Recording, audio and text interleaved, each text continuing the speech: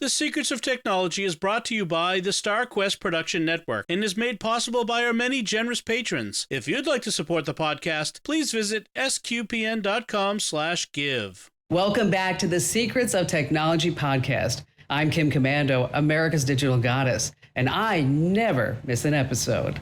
You're listening to The Secrets of Technology.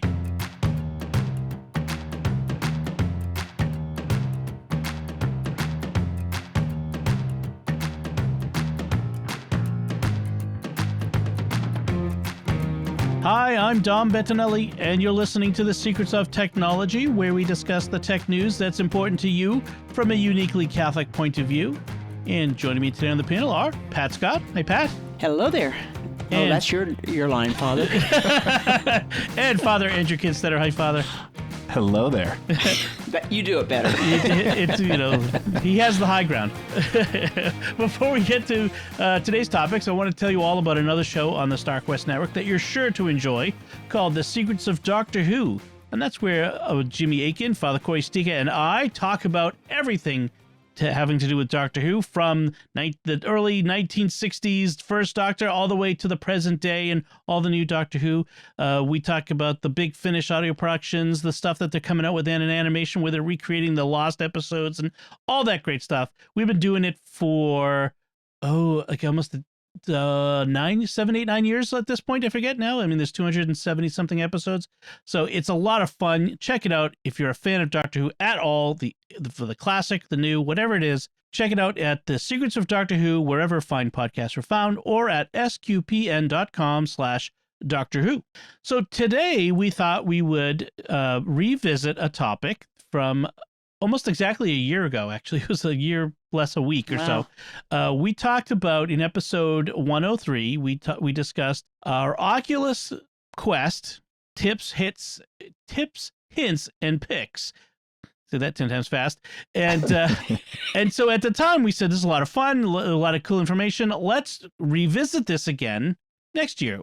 Now it's next year, and so it's time to come back and look at what's new in Oculus.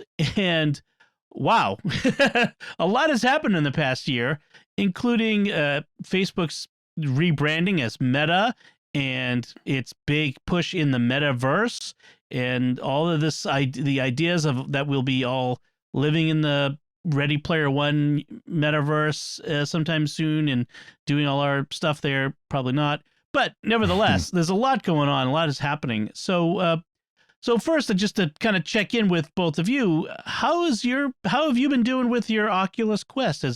Has your interest waxed or waned? I kind of know how it's going to go. But first, Father Andrew, well, let me ask you first, because I think I know what Pat will say. But how has your Oculus usage been going over time? So I feel bad for saying this, but it's definitely waned. Yeah. And that's not because I'm not interested in it. It's, for one, I've just had so many other things on my plate, and I use it not well. I'm sure, Pat, you use it for way more than I do. I use it for just kind of the fun gaming sort of thing, which is when I have time, and so I don't dedicate a whole lot of time to it, and then I've still got the Oculus Quest 1, so some of the newer things I can't get because they're on the 2, and I guess the desire's there, but it's not the focus of what I do when I'm in my off time. I'd rather be watching the Book of Boba Fett than even though there are other Star Wars games, which is primarily what I do. So I see them for me as more of a kind of a when I have some downtime, a hobby, but not my primary hobby, I guess. Okay. Yeah. Before I ask you, Pat, I want to kind of add to that. I'm not using as much as perhaps I'd like to, partly because, and in fact, this is a big issue. I think that might be for some people. I don't have enough room to really play. Like, you want to have space, and we'll talk in a minute of why. Why you want to have space in order to use it. And I just thought, we have a small house. It's kind of crowded. Every time I want to use it, the only room I really feel comfortable using it is this room, my office. And I've got to like move all the chairs out and clear as much space as I can. And it's still smaller than they recommend. It's just, and so I don't use it as much. The interesting thing is my kids have started using it. They were using the, what was that when the Rift was at the Go? The Go, and they got so frustrated because it has the one controller. I finally let them start using the Quest 2. Oh, I can play golf with them? Yes, you can play golf with them. Yay! And so they've been in there, and they can do the roller coaster. They can do what was the World War I flight simulator one. The stuff I can't do because warplanes. Yeah, because I get motion sick doing it. It's just I'm old now, and they're young, and they can do that sort of thing. And Star Wars: Tales from the Galaxy's Edge. So they've actually started getting into it more, and it's really great that you got me that new headband with the batteries, Pat, for Christmas. And I think I'll mention that in a bit because I don't know that we mentioned on the show before, but because they're going through the batteries like crazy. So having the swappable batteries is actually been really awesome. So that's how I've been using it. Pat, what about you? How have you been using your Quest? Well, I'm always in the exploring how to use things better and how to help other people with learning things. And so I do a lot of miniature golf. It's my social outlet, and I play weekly with a group of women, including one of our listeners. And so we usually play for about an hour and a half, and sometimes we go on and play another game. And it's enjoyable, relaxing, and yet it's a skill you're getting better at, and that type of thing. But it's not a frantic, cutthroat type thing. The other thing, of course, I'm still using is the supernatural fitness thing. And so for me, that's the only real exercise I get. And I really enjoy the supernatural. And so, I don't spend near as hard a workout as I know a lot of other people do. I'm 75, so I kind of keep down to the lows and mediums. But I enjoy it, and I'm more flexible, and I feel healthier. But then I've been doing a lot of exploring in, I don't think we talked about it last time, but AltSpace is an application or an app that people build worlds in, and then other people come around and explore the worlds or do activities in the worlds. Like there's a whole bunch of Star Trek worlds.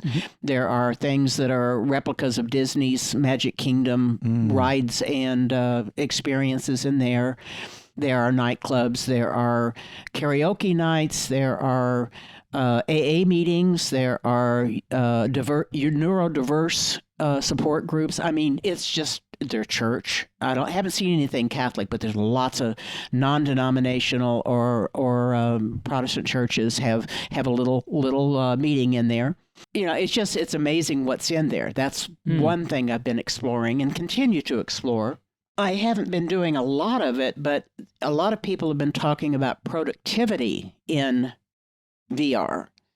And my sons were talking about people that they work with live all day in VR in an office environment that they create, the virtual environment, or pick one of the ones out there. And they've got like 3 monitors or up to 5 monitors, and they've got their keyboard, and so they work in it. Wow. And Tim said one of his friends, the only thing he's got is a desk that's empty and his Quest and a keyboard. Wow. Everything else is all in the headspace. And he really feels he's very productive doing that.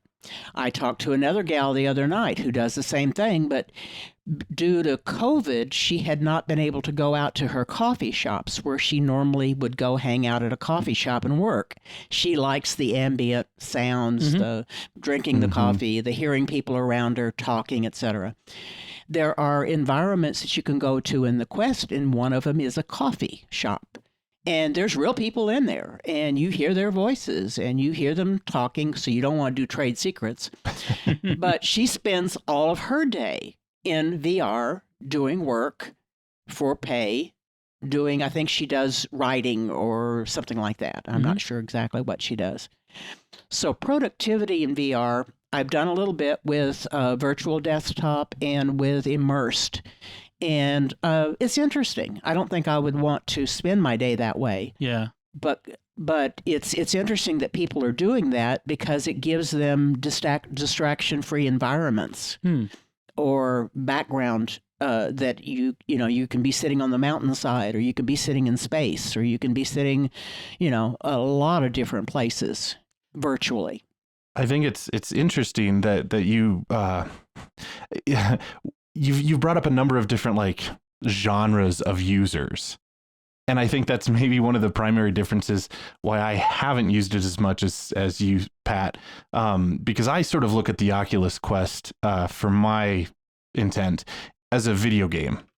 It's an entertainment thing. Right. But, if I were using it for more the social aspect, or to do productivity, or those sorts of things, I would definitely be using it, more.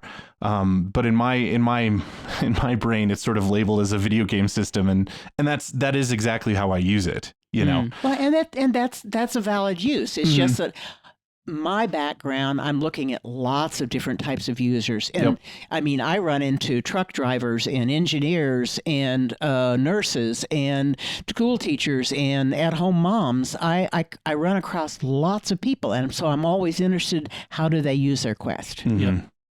And people, lots of disabled, lots of homebound. And that's my interest, is kind of figuring out what it can be used for.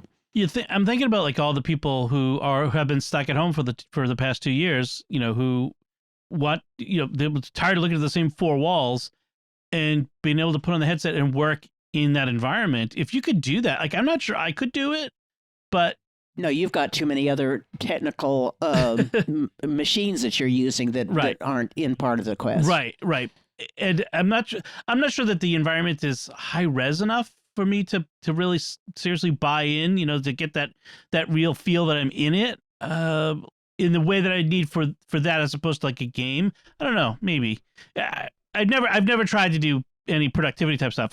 One of the things I find is interesting is that they're rolling out support for keyboards in it, including a Logitech and the Apple Magic Keyboard, Bluetooth. So they have to be Bluetooth keyboards, and so it recognizes the keyboard and puts a representation of it in space where the keyboard is in relation to you, so that you can see it in the headset and type on it. Probably not touch typing, but probably close enough. There are people who do touch typing too on it, but and so they say they're just as productive on that. That's kind of wild. Yeah. So we're getting there with this, the holodeck kind of thing. But there's still a long way to go, but it's interesting. One of the things I wanted to mention is, so right now we have, it tracks your head. Obviously, that's the thing. That was the first thing that VR could do, was to track your head, turning your head and your eyes. Now they have hand tracking. They've added that in the past year. Whereas even if you're not holding the controllers in your hand, you can pinch and grab, and it shows representation of your hands in space. So you can use your hands to do things. Although for most of the games I use, I think the controls are still a little better. But they're faster, respond quicker. And I think some of the games you need the buttons too. Exactly. Yes. Right. Yeah. And then now, but I've heard people using drawing things or some of the art things that the hands have been real effective. That would be interesting. And then there's now rumors that developers have seen indications that they're developing body tracking support. So where the rest of your body is in space. So if you're kicking out with a leg, or you're swinging an elbow out, it tracks that. It'll see it, that sort of thing. So I'm kind of curious where they're going to go with that. Well, and they've already got VR shoes. Yes. So that you can walk while you're in VR. It's a Bluetooth connection, and it can know how you're walking and keep track of that. And then haptic vests are also out there for the Quest. Right. Presumably, this is to track your body without having to have extra hardware. I think that's the idea with this one. Oh, okay. Yeah. So there is hardware, but if it's going to be done without other hardware, that would be really fantastic. Yeah. It's just sounding more and more like Ready Player One. Isn't it? Of course, that's what it's aiming at. Yeah. And I mean, I guess we all kind of want that. I mean, that is such a kind of a cool sort of experience, but Right. But not 100%. I want just, like right. X amount of time per week or whatever for that. I don't really want to live my whole life inside it. Right. Right. The big leap will come when they have the omnidirectional treadmill thing so that you can walk. Like until They have one. Yeah. And they're very expensive. Yeah, and they've got to they got to figure out a way to keep you in place as you're walking and not falling and that sort of stuff. It's still early days for that, but so one of the things I wanted to bring up was the fact that we talked about the small space, the rising popularity. There's an article from the UK's The Guardian. The rising popularity of VR headsets has sparked a 31% rise in insurance claims. People are playing in their space and getting injured. They're that's one of the dangers of VR is you gotta keep aware that you're not actually in that space. You just have to have part of your brain saying, I'm not there, I'm still here. And so when I'm swinging my arms around or I'm leaping off Richie's plank, the game about walking a plank off of a skyscraper or any of those things, you've got to be aware of the space that you're in. And the Quest tries to do a good job of that. I mean, it tells you to mark out the space that you want to stay in on the floor, and then it will indicate when you're getting close to things, and if things impinge on that space, if somebody walks into it, it's supposed to throw up a warning for you. I mean, it does for me anyway. And that's a fairly new feature for it to show when something's coming into your space, right, like a dog or a child. Yeah, that's fairly new in the last couple of months. Oh, okay, but before that, it would be if you got too close to the barrier, right, then it would pop up. Now, what a lot of people are doing, what I do is I have a very small space. I've got a little bedroom that I use it for. I don't use the room mapping. I use a stationary. It's a smaller circle, and I've got a mat that I stand on, and I can lunge and I can go forward and backwards, but I know where I am in space. Right. And what direction I'm going. And I very seldom hit the bookcase or the dresser. But before I did that, I was always hitting them. Yeah. When I just had my Guardian room space. Yeah. So. Yeah, I have a divot in the floor under the carpet here. There's this low depression, that helps. And I always feel for that with my foot, and I know where I am in the room when that's under my foot.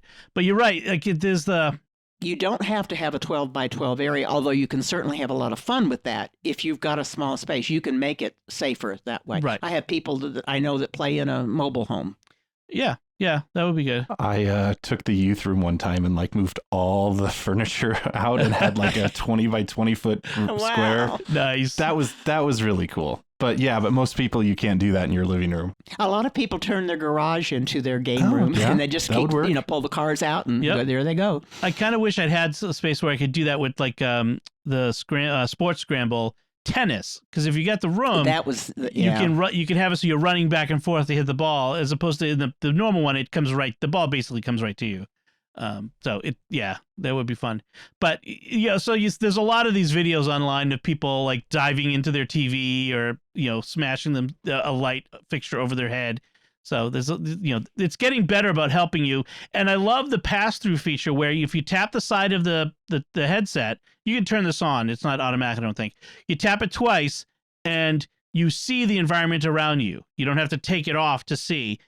The cameras are showing a pass-through of the environment around you, which is really good. You can, and in stationary mode, that's the default. As soon as you get close to the edge, you see the whole room around you. So that's another nice thing. You can reach out and get your glass of something to drink or whatever by just slightly moving it out of your circle. Okay. I like to freak the kids out by talking to them and seeing them while I have the headset on. They kind of yeah. The biggest thing I've seen is people that it's not a Guardian problem. It's they're playing table tennis and they go to rest their hand on the table. Oh gosh. Oh no. Or they're playing miniature golf and there's all these nice places that you're up on the hills or on the side of mountains and stuff like that, and you reach for the rail and it's not there. Right. You forget where you are. That's not a Guardian problem. That's just visualizing. It seems so real. Yeah. You forget you're there. Yeah, the other one that kind of gives me the nausea is the motion sickness is this ISS, but it's so everybody cool. gets sick on that. It is so cool to be like you're basically floating around inside the International Space Station, and it's just like. I mean, I've always dreamed of being an astronaut. As a kid, that was what I wanted to be, was an astronaut. And now you know you can't. Well, yes, now I know what it would be like to be up there. But I would be sick. But it's so cool to really, be able to kind of, in a way, experience it. Obviously, but so it's a lot of fun. Vicariously. Yeah.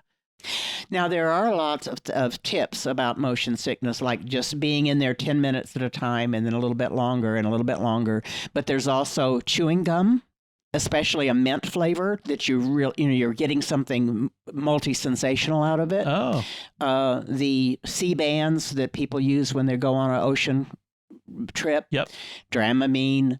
But the other thing is a fan on you. Yeah. So that you know what direction you're facing, and the textured mat so you know where you are in space. All of those things really help. Right. With motion sickness. I try to, if I'm going to do one of those, like the flying game, I try to sit in a chair. Yeah, that helps too. Yeah. Yeah, because if I stand up in one of those things, I'm gone. Yeah. Yeah.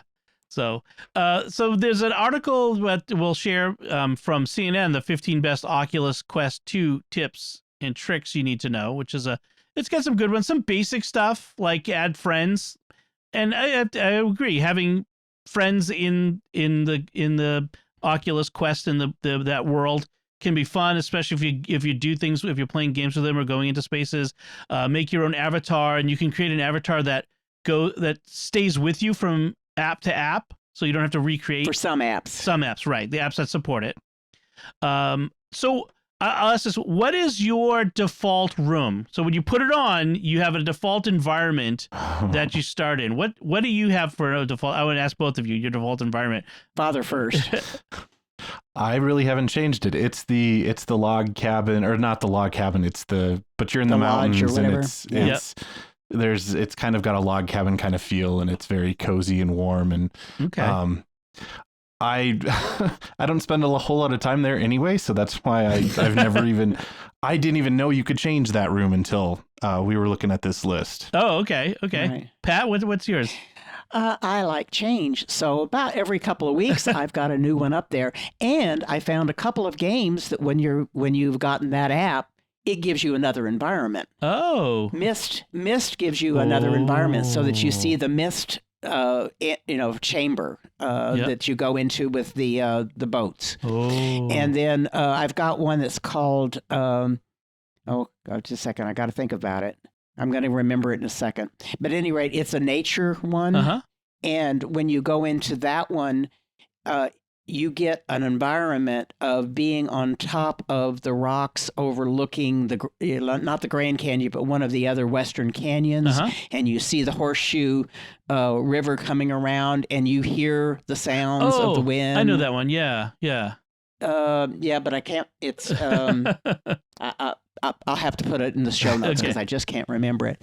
But yeah, and there's places that you can use off of App Labs or SideQuest to load in other environments. Right. So App Labs and SideQuest are they let you side load apps. They side load correct different functions and that sort of thing. So it's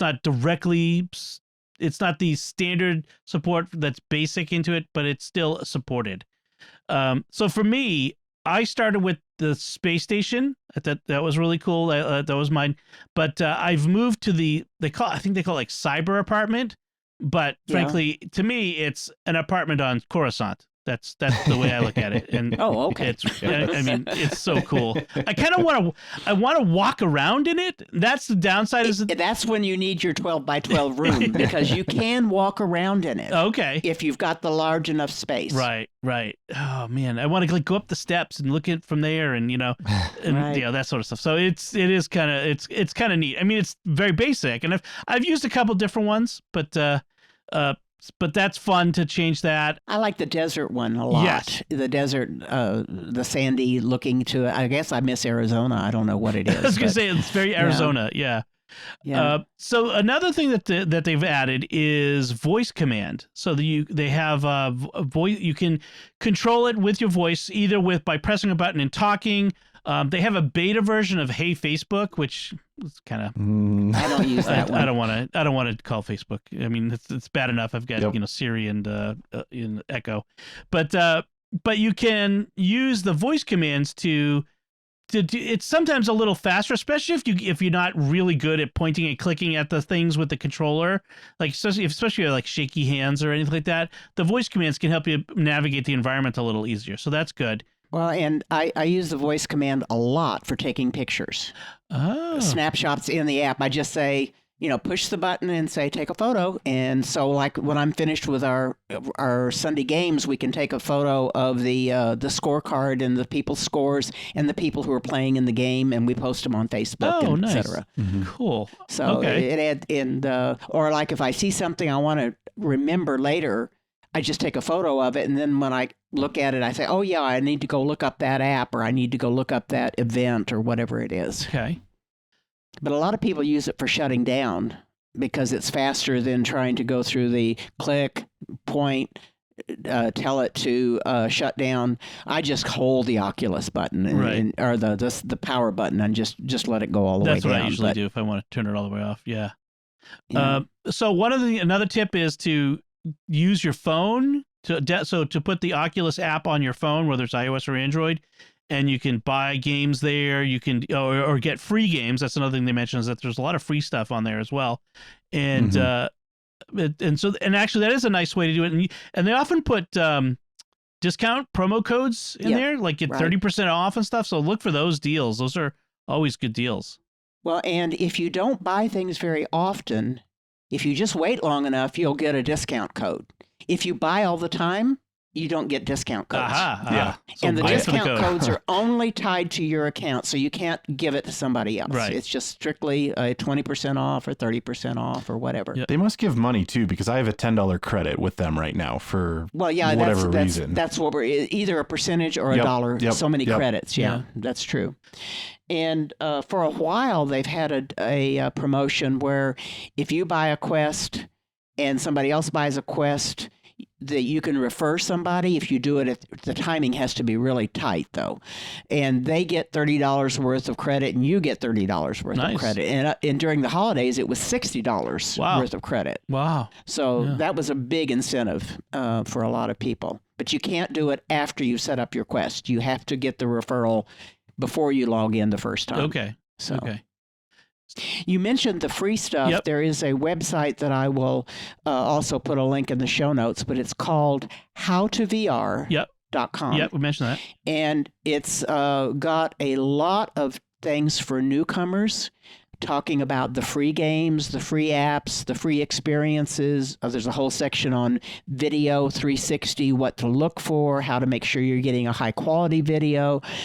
If you want to travel in VR, and I have a lot of people that I know that travel in VR using YouTube or the either Wander or the other one that I can't still remember. Brink. That's what it is. Okay. Brink is the one.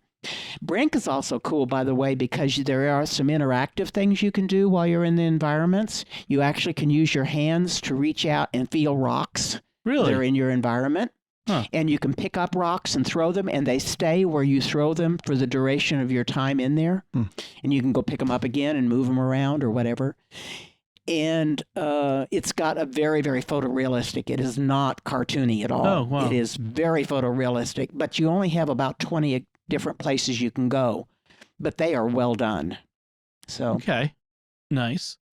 And I think I lost track of what I was talking about. But that's okay. We'll come back. The How to VR is, as I say, it's just really good tips for fitness apps, for health, for travel, for games, etc. So one thing that's really nice is the ability to watch things with other people. So there's like movie theaters. So like if you're in different places, you can both sit down in a theater, watch a movie on a big screen. In fact, you can watch it with other people and have virtual popcorn, which is nowhere near as satisfying as the real thing. But so get both. And in fact, there's even the ability to there's a Netflix app. You can watch Netflix. There's a Amazon Prime Video app. You could watch, I don't know, you can watch Reacher on the big screen inside the headset, which is bigger than your TV, that sort of thing. And some of them have a curved feature, so you actually get a feeling of being a little bit more immersed. Right. Yeah. So and then big screen has movies that you can rent, but they don't change them out a lot. Okay. But a lot of 3D movies are in there. Ooh. So you can Mission Impossible or, the World War Z, which was very good in 3D. I watched it while I was at my brother's place when he went to bed. I went ahead and just watched a VR movie, and it's strangely very satisfying. Oh, wow. Cool. Yeah. All right. That would be good. Yeah. And with big screen, you can either watch them by yourself in your own room, or you can go join a public room and watch things, and you can mute people in there so that even though you're in a public room, you're private. Oh, good. Because what they're saying you can't hear. Right. Or you can be social and talk to your friend next to you, etc. Right. Nice. Some other things to mention is you can get notifications from your phone in your VR if you set it up. If you connect it to your phone, you can do that in both iOS and Android, which can be useful, especially if you're in it all day doing work, getting your phone notifications. Yeah, that would be. I did it for a while, and it kept turning itself off, and I'd have to redo it again. And I finally decided, I'll just check my phone before I get in and after I get out. I'm just not going to do it. Right. But you can get to Facebook Messenger, and you can get to the Oculus Messenger while you're in the headset. And so you can get notifications from those while you're in there. Yeah. A couple of hardware tips I want to give. So we mentioned getting I mentioned the battery pack that you got me for Christmas. It's the Bobo VR M2 Pro battery pack head strap. And it replaces everything except for the eyepiece itself. And it is the faceplate. It's extremely comfortable. It no longer it doesn't hold on by strapping around and pulling on your face. It hangs in front of your eyes, and it's counterbalanced by the weight of the battery that is on the back, and the battery is magnetically attached, and so it pops on and off, which the kids sometimes knock off while they're playing, but you pick it up and slap it back on, and it's magnetic. But it's awesome. You can swap out batteries when you're running low and get another battery back on there. So it's a great headset. Let me tell you, it's really improved my Oculus use a lot. So if you're going to buy one thing, I would get that. The other thing too is if you wear glasses, there are several different companies that they're making prescription lenses for inside the Quest. So I got ones from Real Optics, and I sent them my prescription that my optometrist had given me. And several weeks later, it takes some time. They have to they grind the glass, and it comes in the mail, and it's two different lenses that you place, they're labeled left and right. You put it in there, and you put the headset on without your glasses on, and I've got progressive lenses, and it works great. Wow. So really nice to get something like that. It's not cheap, but it's not as expensive as getting a regular pair of glasses. It was like $80. Yeah, so it's not too bad. There are other companies like VR Wave and a couple of others that they'll ship to you faster, and they're about the same price. Some places charge more for difficult prescriptions. Real Optics does not, but they are the slowest to send them to you because they are so popular, and their customer service is outstanding. Yeah, and they're a Colorado company. So right. I was willing to wait. Other people can, who aren't, there's VR Wave is a very popular one.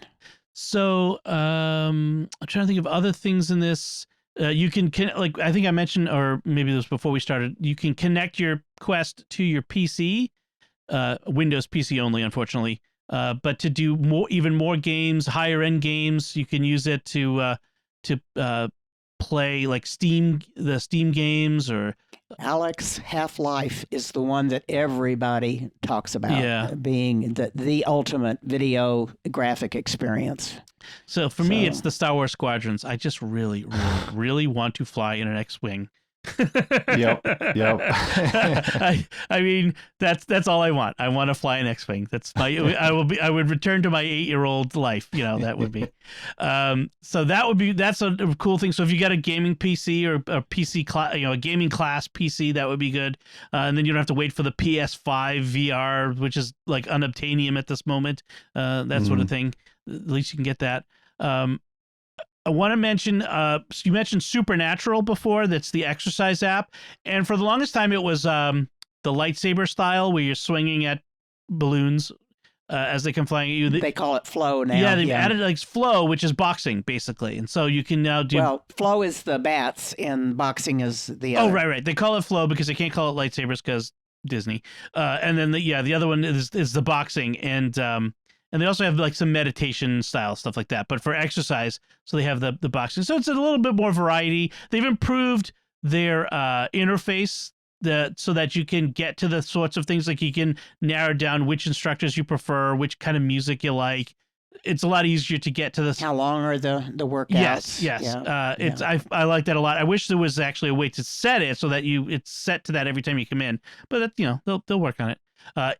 Supernatural is not the least expensive exercise. Beat Saber, frankly, is probably a more price conscious one, and you get a lot of the physical exercise benefit.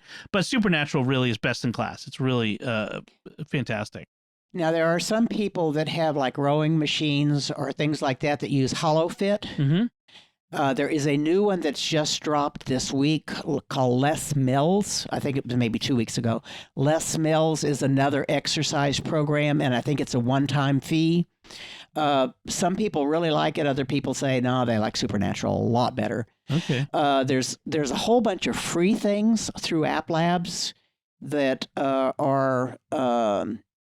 Moonrider is one that is a browser based. It's totally free, and it's kind of like Supernatural and Beat Saber in terms of things coming to you, but you don't get the haptic sensations that you do with Supernatural that really make you know that you hit it right.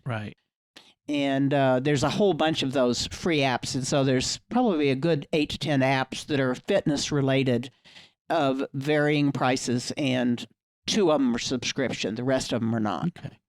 So we should probably wrap things up before we go on too long. I know we could talk for a long time about this sort of thing. The one thing I want to mention is of course, Meta, Facebook has been talking about the future. So some of the future things that they've got coming, there's new hardware coming. There's an Oculus Quest 3 that may or may not come out this year. So it's a third generation Quest, so it'll improve a bunch of things.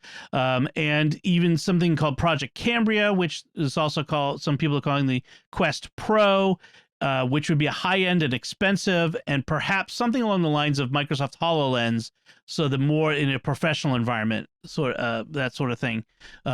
So those are coming. Of course, they've talked about the metaverse, and there's something called Horizons. New Horizons or just Horizons? Just Horizons, Meta Horizons, yeah. There's been news about that, the people complaining about being harassed in personal space, being taken up by people in their personal space there, and coming up with I was horrified and people surrounded me and they were virtually touching me, and I'm like, there's no real hands, but okay.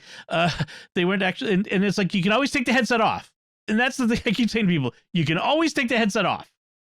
However, there are a lot of people that are using this as a way of socializing that are very highly introverted and or have been victims of sexual abuse. Right.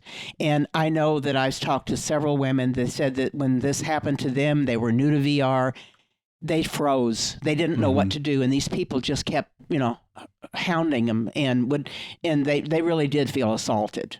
No touching, but verbally, noise, and just in their face, and they couldn't even think to take off the headset. I've been in VR, like public VR rooms in the Quest, where you have a lot of young people or immature people who crowd you and stuff, and it wasn't the same thing, but I could see where that could be that's kind of an issue with VR, especially VR in public spaces. Like, think of Twitter, but they can all gather around you.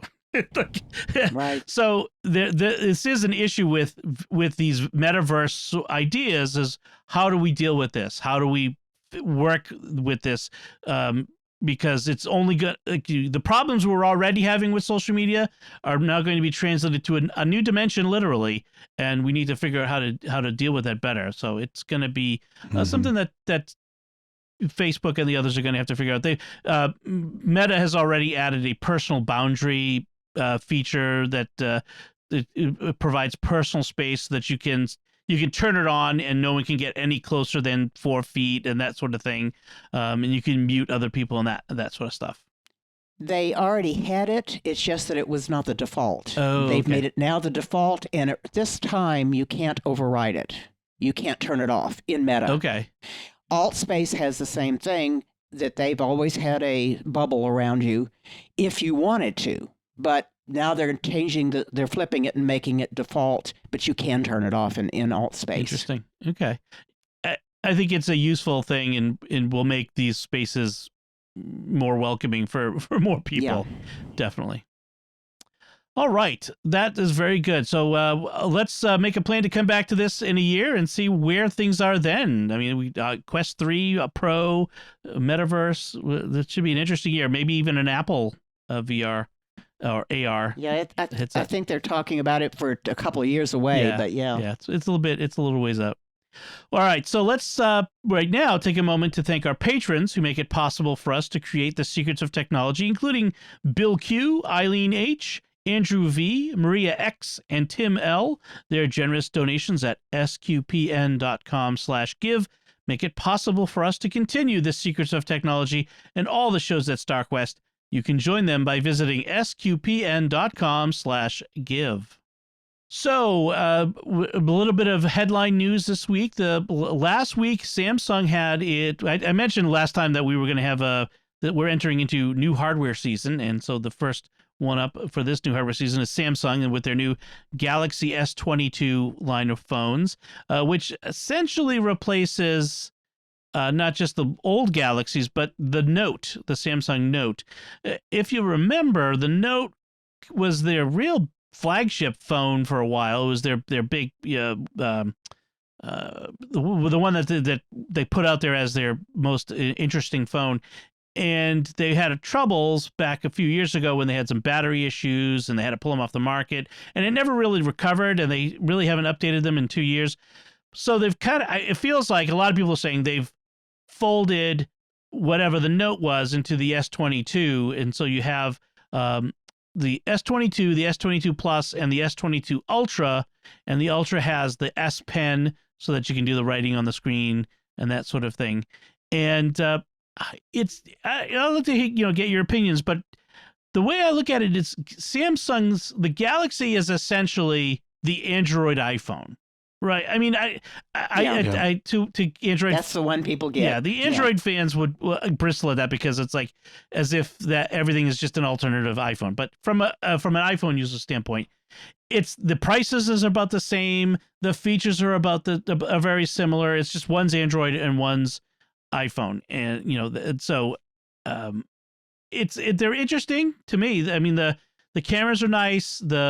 They've got decent size. I note that despite Samsung's mocking of Apple about this a few years ago, there are no headphone jacks on them anymore.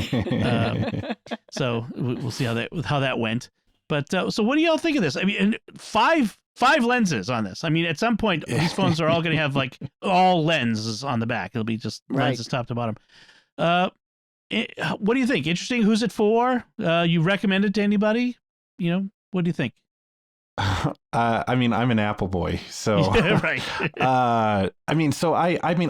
so the link you sent, there's a guy kind of giving a video giving kind of an overview of the Galaxy S22, and I mean it looks like a really nice phone. I was really intrigued. I've never really delved into Androids before, but the S Pen did really capture my attention. I don't think I would use it a whole lot, but there have been plenty of times when I've been emailed a document that I need to sign and I'm not at the office, and so I have to do it on my phone. And so a pen would have worked way better than my finger that I've had to use in the, I'm not sure I would use it to take notes, but one of the other things that they mentioned that I thought was a brilliant way to use it was if you're like going to take a picture, you can use the S Pen as a remote trigger for taking a photo.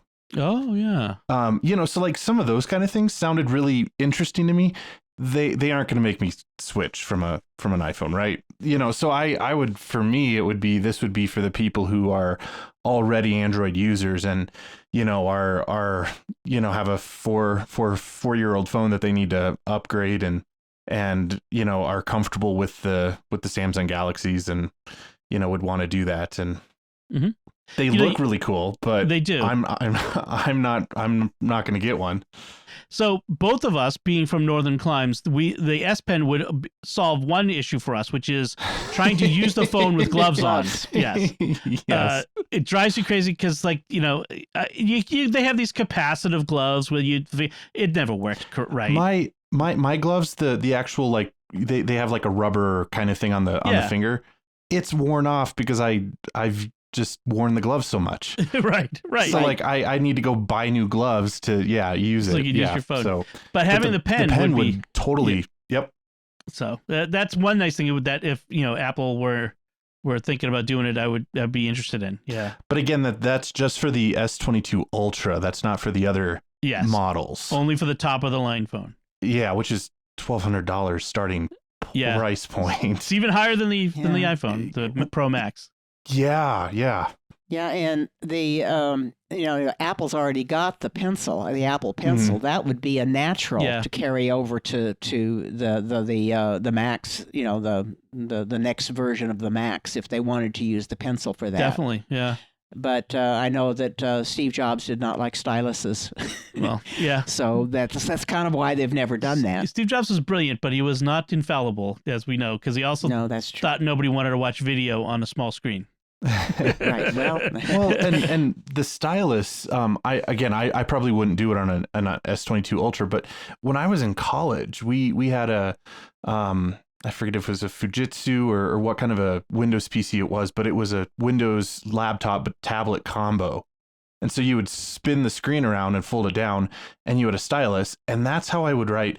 Because when I was in math class, you're not going to type out math equations because you've got symbols and you've got and it was the stylus was phenomenal, and I sort of missed that.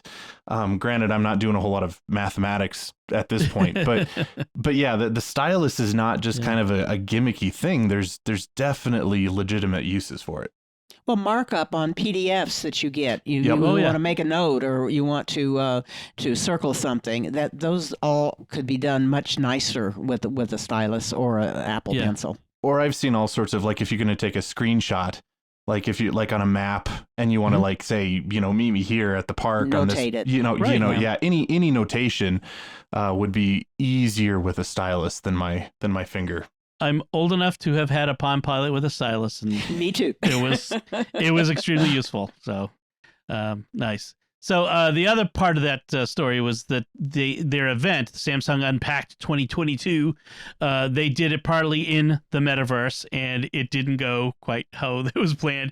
There was a hysterical Twitter thread of this one guy who was trying to get in and just got lost in the metaverse and could never actually got to the Samsung announcements because he was lost in the metaverse and got stuck on a tree, and it was really quite didn't know how humorous. To negotiate, navigate. That's any newcomers they wouldn't know how to get it through that. Well, he said he's not a newbie to Meta.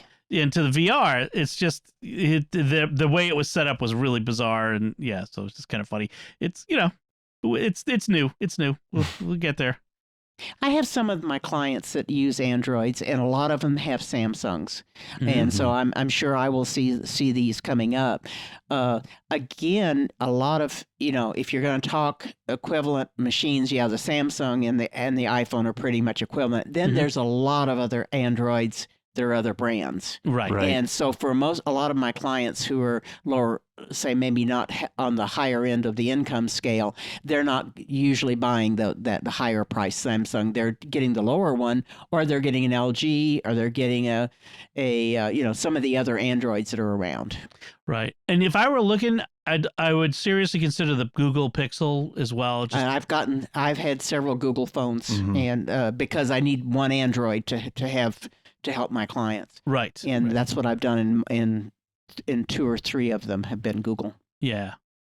All right, good. And so we'll look forward to more announcements from various manufacturers over the next few months, including Apple, which has got a rumored event coming up. 30-inch iMac, 30-inch iMac. I'm crossing my fingers. On my birthday, right? March 8th? March 8th. Isn't that, yeah, that's yes, the... happy birthday. For I don't think I'm going to get No, probably not going to get anything from Apple this year. So I've got another story that we wanted to talk about, and this is another interesting one also from The Guardian, the UK Guardian. They're really hitting it out of the park this week.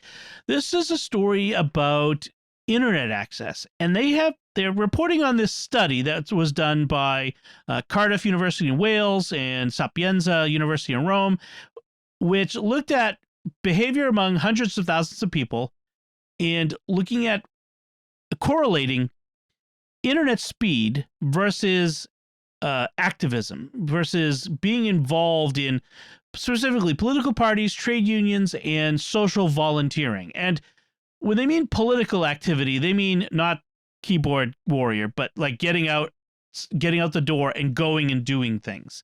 And what they found is that the faster the internet speed that people had in their home, the less likely they were to be involved in these activities outside of home. However, there was not a similar drop off in family engagement or other social engagement with friends, just in this sort of activism sort of things, political activism, trade union activity, which apparently is, it's probably more. There's probably more activity in Europe for this sort of thing. I don't think there's as much activity here in the U.S. outside of the job, and also volunteering in charitable volunteering, which would fall right into the hub for our purposes in Catholic Church. So what do you think? I mean, why do you think there is this drop off? Is it just that people are busy online? I mean, because they're doing other things that they don't find the same drop off in other kinds of activity. So you're saying that if they've got high speed internet, that they're not going out and doing all of these other things. Right. They may be doing similar looking up a research of these things, but they're not going out door to door or in physical. They may be talking about it on Twitter just as much, but they're not going out and volunteering in a campaign, for instance. I want to make a philosophical distinction here. Okay. Correlation is not causation. Right. Correct. So, I guess I didn't have a chance to read the article. Did they find that it was causally related, or they just happened to notice that there was a correlation between high internet use or high internet speeds and lack of activism? Because if it's correlation, it could be the result of they're spending more time online and not getting out there. But there could also be something else happening within the communities, or, because if other things aren't being affected, family life, social life. Found, well, one of the things they found, I don't think they have found direct causation, but what they have found is that when you account for all the other factors, like all other, whether it's social class, income, race, sex, all these different things, it holds true. So it holds true across all the so many of the other factors that you would look at. So it is not, they don't have a causation yet, but there is a strong correlation that kind of is you can account for. I forget what the term is, the sociological term is, but it indicates that there's something there, that it's not just two disparate statistics. So right. So they had the study suggests that when the decline in political parties' appeal when internet speeds rise compared with unions, maybe because political parties only indirectly safeguard their supporters' particular interests, while trade unions have a stronger and more explicit commitment to advocate for their members. Maybe because it was a greater drop off for political parties. I just wonder if the percentage of their time being spent online may be really the factor, is that they're not getting out there to do other things.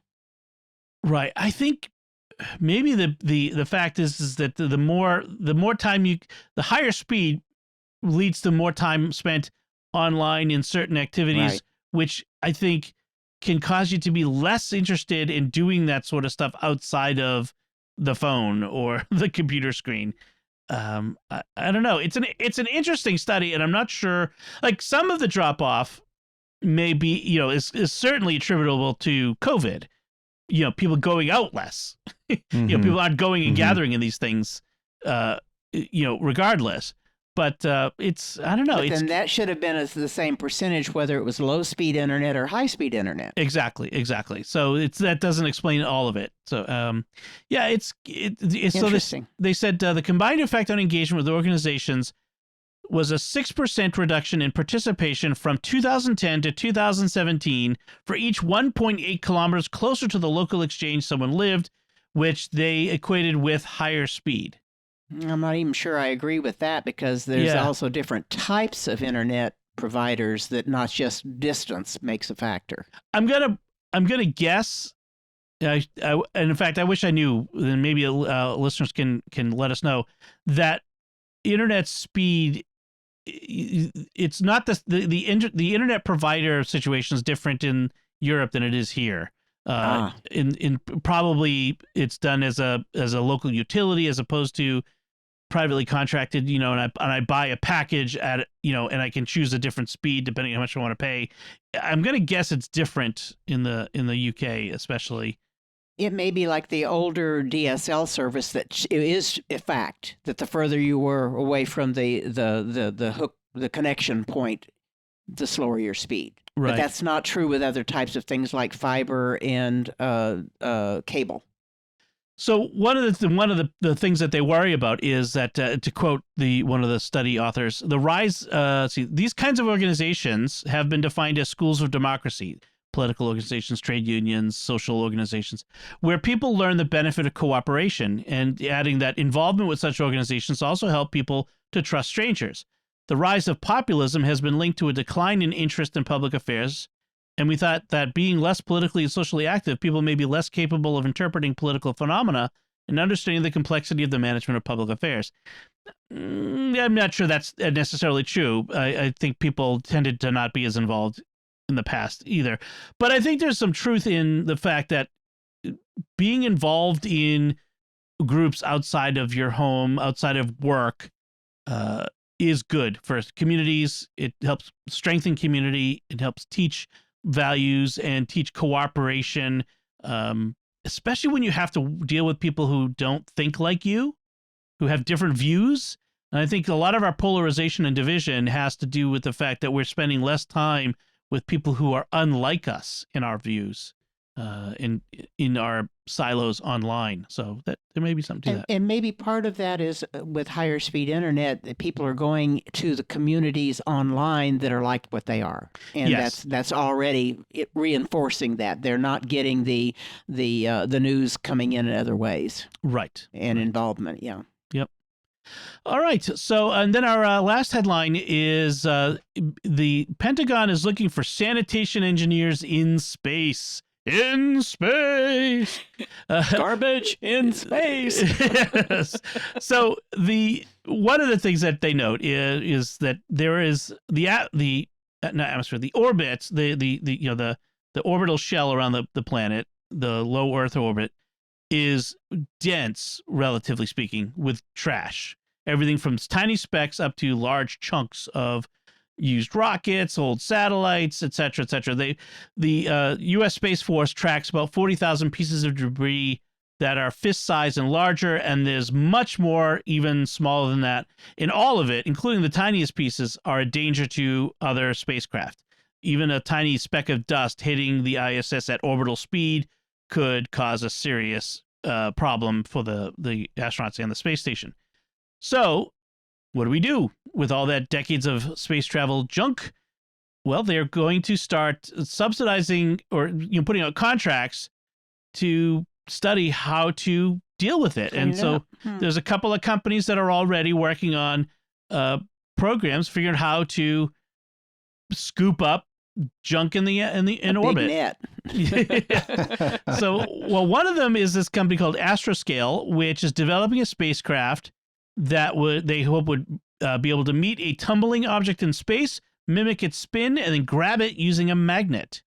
and then probably would like hold on to it and then eventually deorbit, burn, and burn up in the atmosphere or something like that. Or they could harvest stuff and reuse it. If another company maybe could come up with an idea of harvest it, bring it to an orbital manufacturing recycling plant, and create new things, new rockets. Well, or we could put up a lot more, and then we'd have a great barrier, the Skynet or the defense net. Defense net to ward off aliens and right, asteroids. Right. So what do you think? Wow. I mean, is this a... Well, there is a lot of stuff, debris up there, and I know that it's getting more and more, and I've heard more cases of things that they're worried about it damaging other things, like the Starlink things that damaged or got close to a Chinese satellite or something. They got awfully close. I was just gonna say, and especially because we're going to be we put more and more satellites up there anyway. Mm-hmm. I mean, we need to be prudent on what happens with the old ones. Junk, the old stuff. Well, and there was that case, was it last year, where the Russians were doing an anti-satellite missile test where they blew up a satellite and created this giant cloud of deadly debris, and they had to evacuate all the astronauts from the space station, including some Russians, into the the Soyuz capsule just in case. What was that Sandra Bullock movie, Gravity? Yes. That's essentially the same similar situation. So, good on them for coming up with this plan. Go Space Force. Speaking of which, Space Force Season 2 on Netflix is coming out this Friday for anyone who was a fan of the first season. It was kind of funny. It's pretty funny. All right. That does it for our headlines this week. Let's go to our picks of the week. Father Andrew, what is your pick this week? So my pick is very productivity based. I was actually surprised we haven't done this one before, but my pick is Microsoft Office 365, and the reason for it is I use it all the time. Yes, I'm an Apple fanboy, but with Parish Life, we're using Microsoft Publisher for our bulletin. I'm always using Microsoft Word to write letters, or for just parish business and stuff. Haven't used PowerPoint a whole lot, but I've used it occasionally when I've had to give like presentations to the parish. But I grew up with the Microsoft products, so I'm used to them. I like them. They work really well. I prefer them over the Apple products, Pages and Keynote and those sorts of things. And, especially for a business world, or even for if you're in school, the Microsoft products are really good. So Microsoft Office 365, it's a subscription base, but it gives you access to all of those applications. And there's more than just the ones that I said. There's Outlook, there's Access. Yep. There's Publisher. There's some of those are PC only, but yeah. Yep. Yeah, that's true. Well, and that's one of the key points is like Publisher, you can't download on a Mac, but you can download it. I think if you have a personal subscription, you can download, I think, onto five machines or so. But you can download the main ones, Word, Excel, PowerPoint, Outlook, to a Mac. So in fact, that's like how I have my parish email is through Microsoft Outlook on my Mac. The cost for a personal use is $70 a year for one user, and I think there's a family plan for $100. Is for six users. Yep. And the subscription is just. I remember when I was in college, it was like, I'm never going to pay a subscription. I'm just going to buy the software outright. But then, then they came out with a new software a few years later and you'd have to rebuy it. So I've sort of decided that, $70 a year is worth it. And you're always getting the latest version. Yep. I mean, you can always get the latest updates, etc. Yeah. And it comes with the apps for your phone, your tablet. Yep. And you get a OneDrive. We mentioned this, I think it was last week. You get storage space. The storage space. You get up to a terabyte of storage per person. So it's a good deal. I use, here at StarQuest, we use the Google Docs. Like we use the Google Docs for anything that was shared, like our rundown for the show, and some Google Sheets that we need to share. But I use Excel spreadsheets for a lot of things, and Word. Although if I have to do a presentation, I'm sorry, it is Keynote all the way. That's just. It's easier to use? It's easier to use. I mean, PowerPoint has come a long way, but it just looks, the end result is fantastic. It is really beautiful. I've always had compliments on my presentations whenever I've given them that in Keynote, so it's really fantastic still. Oh, that's good to know. But yeah, Office is just one of those things that you just get with your computer. You just got to get it. Excellent. Good pick. Pat, what is your pick? Well, this is a free software application that will run on, I guess, all the major platforms. And it's for, especially in the gaming community or topics of that type of thing, it's called Discord. And basically, like for a lot of the gaming stuff that I'm talking about, like the mini golf and the virtual desktop and big screen, all of these major apps have a Discord server. And that's a great place to go and find out the frequently asked questions, the release notes that are coming up, connect with other people who are using the product, ask questions. Like with our golf thing, that's where a lot of people go to say, hey, I'm free for an hour. Anybody want to play a game? And that's a great way to do it. You don't have to worry about friending somebody on Facebook and trying to get the connection that way. It's like, okay, there's all these people that say, hey, I'm ready. And you just jump into the game with those people. And it's a good set of people because you're not getting the young kids or the inexperienced, immature people. It's because they have the certain barrier that they've got to learn a little bit about Discord in order to get in and set up an account. Yeah. And I know that it's been real big with the older game systems that people would use Discord to talk to each other during the games. It's not being used this way here. It's more used as a forum that's very targeted for that particular application. Right. Yeah, it started as a way to communicate while you're in a game. Right. But it's grown so far beyond that. And in fact, I'm in several Discord communities that have nothing to do with gaming. I have in one that's a D&D group, but the others are just a group of social media refugees. Some of us who've we've created a safe space where we can be just talk about everything without worrying about having it being public, and that sort of thing. But and then I belong to some that are connected to like specific apps. Like there's a Homebridge community, and there's one for Obsidian, the other software, and then there's some podcast ones like Relay FM. I enjoy that community there, and Father Roderick Von Hogen has a Relay community for his patrons.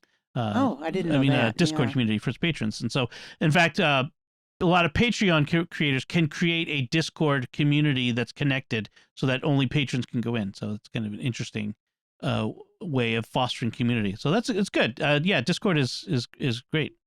Yeah, and it runs on the phone, iPad, my Mac, my PC. I haven't tried it on Linux, but I'm assuming there's a Discord release for Linux as well.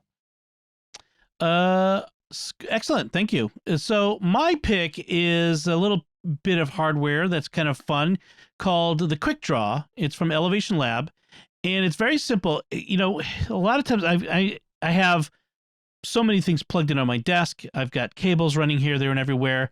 And sometimes I just want to have a handy lightning cable so that when I want to plug in my phone or my daughter comes in to do her math work in the morning, she can plug in her phone. But I don't want the cable laying like across the desk. It's just messy.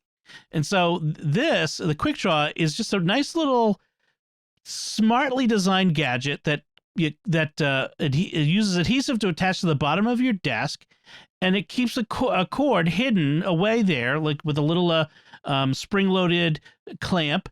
And whenever you need it, you just reach underneath, you grab it, you pull it out, and it's right there in your hand to use. And it holds it there so it doesn't fall on the ground. Like when you let go of it, it's still attached to it. And then when you're done, you just slide it back in, and it's back under your desk, out of the way, out of sight, out of mind. You're not tripping over it.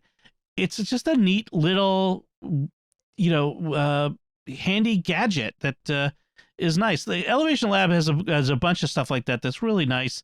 I've mentioned I have their undermount from holder. It's like a hook that goes on the desk to hold my headphones, and it has some cord management that goes with it to keep it from tripping on my headphone cords, which I hate. But keeps the headphones right there whenever I need them. and I need them all day long because of editing and that sort of stuff. So Elevation Lab is really nice, but this the Quick Draw is like $15, so cool, inexpensive. Great. So that's our picks of the week. That's our show. We'd like to thank you for listening, and we'd love to hear from you what you think of anything we've talked about. If you have any questions for us on any of the topics we discussed or feedback at all, you can comment at sqpn.com/technology or at the StarQuest Facebook page, facebook.com/StarQuestMedia, or send an email to technology@sqpn.com. And of course, you'll find links from our discussion and our picks of the week on our website. Be sure to join the StarQuest fan club by texting StarQuest, one word, STARQUEST, to 66866. I was halfway through spelling it. I thought, oh, this is a bad idea. Send StarQuest to 66866. Until next time, Father Andrew Kinstetter, thank you for joining me and sharing the secrets of technology. Always a pleasure. Pat Scott, thank you as well. Thank you. And once again, I'm Dom Bettinelli. Thank you for listening to the Secrets of Technology on StarQuest.